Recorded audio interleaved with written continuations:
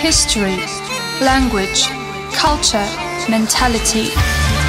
Experts, activists, and concerned citizens' opinions on what it means to be a Belarusian. Identity. This is Identity Project on the waves of Radio Belarus International. In it, we will try to present an understanding of the Belarusian national idea by historians, state, civil, military, religious, and cultural agents of Belarus, as well as ordinary citizens of the country. Arsienij is at the mic for you. This issue's format is not quite usual.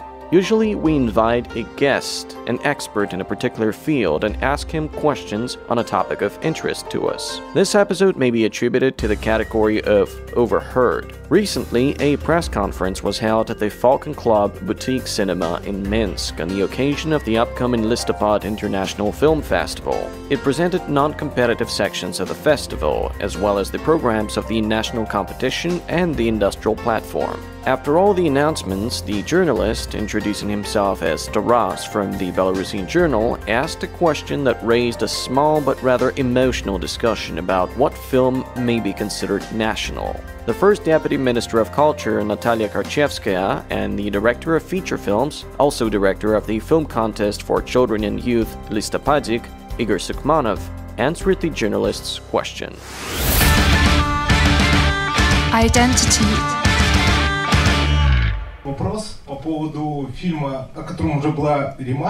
I've got a question about the film we've talked about earlier. The picture 1986 raises big questions in terms of what the directorate understands by Belarusian cinema as a whole. I looked through the programs at other festivals where this film was presented. Everywhere it goes as German. You declared it as German Belarusian. If a German director shoots with the German script, with a German film crew for German money, why is it called Belarusian? Don't you think that this way the criterion of Belarusian cinema is eroded? And shouldn't the festival's directorate programmatically designate what can be called Belarusian cinema? Honestly, after the list announcements today, I myself am lost. What is Belarusian cinema and what is not?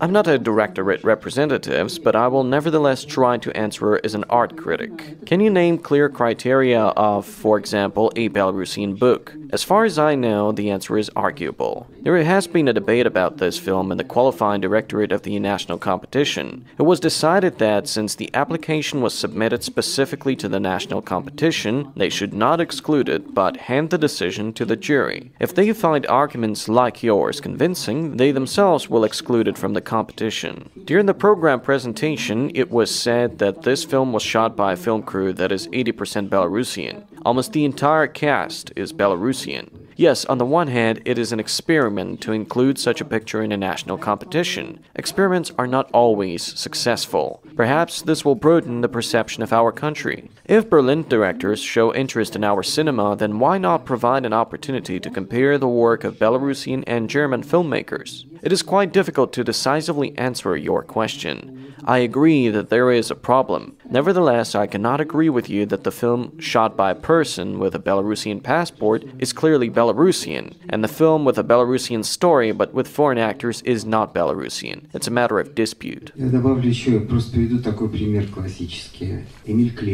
I'll just give you an example. Emil Klimov, picture Go and See. Now it often passes under the Russian label, shot by Mosfilm and the Russian director. Nevertheless, we all know perfectly well that the theme, the soul and the essence of this film largely reflect, should we call it, Belarusianness. I will say the same thing about the film at question. It surprised me with its authenticity. This question is addressed to the viewer. Are we part of the world, or are we some kind of an enclave that has absolutely everything of its own? It's an interesting experiment, but I'd like to emphasize something. Many countries have national competitions. The Armenians living in Canada participated in the Armenian competition in Yerevan. Even those who have long been divorced from their ethnic and cultural soil lived in Canada for several generations. I understand that Lothar Herzog is not an ethnic Belarusian, but there is such a thing as collective spirit. It worked here.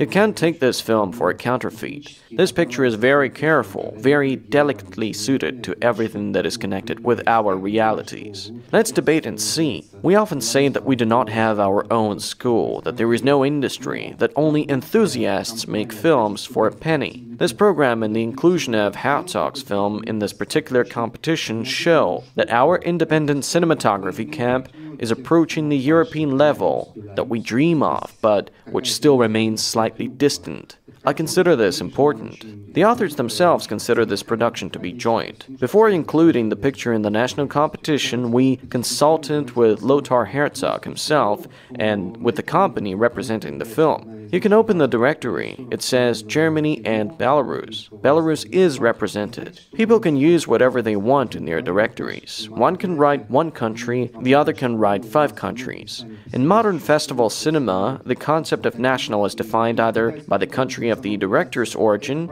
or by a punctual listing of all participating countries. Sources of financing are also taken into account. By the way, I don't agree about the crew. One of the screenwriters is not German.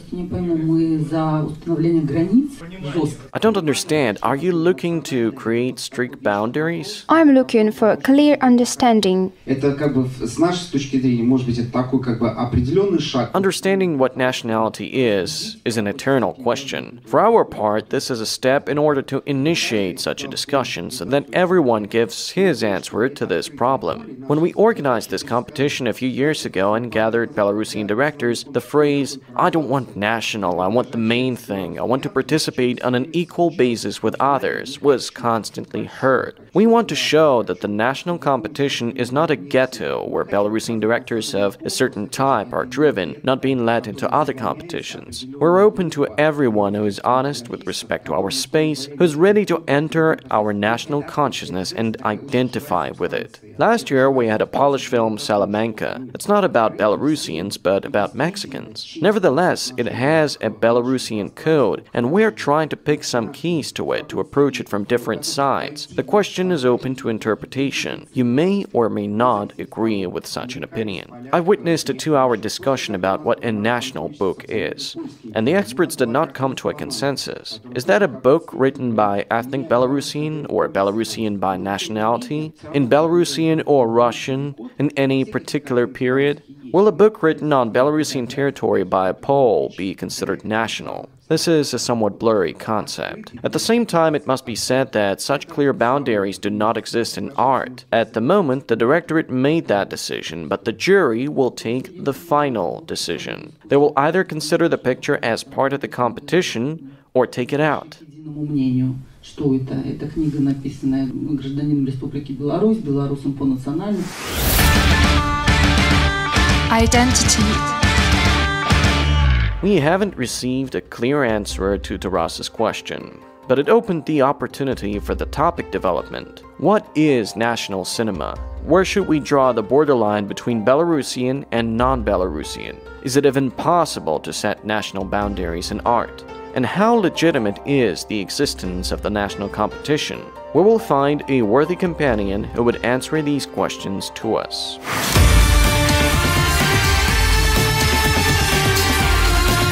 This week. The census of the Republic of Belarus is still ongoing. It runs from October 4th to 30th. One of the most controversial issues is language. Even before the census, a number of civil associations and initiatives came forward with an appeal to choose Belarusian as the native language, regardless of what the person actually considers his native language. The census is organized by Belstat. They give such a definition of the native language, the language learned first in early childhood. That is, it also considers the language that people use every day. Obviously, the National Statistical Committee is trying to find out the real situation. On the Belstat website, one of the tasks sounds like this: to meet the needs of society, the state, and the international community in official statistical information. But there is another opinion. Sociologist Oksana Shelest believes that such a statement is controversial given the situation of bilingualism and the widespread use of the Russian language. On the other hand, a native language can be a way of national and cultural self-identification, and it does not depend on what language a person speaks and what language he learned in early childhood. MP Alona Anisim, in an interview with the German media agency Deutsche Welle, said that Belarus is in a situation where the titular nation has been denied the right to its national language. This is also due to a lack of institutional support. There are very few Belarusian language schools and kindergartens, but Anisim is sure that the situation can be changed by the willful decision of citizens to choose Belarusian as a native language. Then more attention will be paid to language policy. At the same time, the founder of Tut.by, Yuri Zisser, believes that statistics must not be distorted.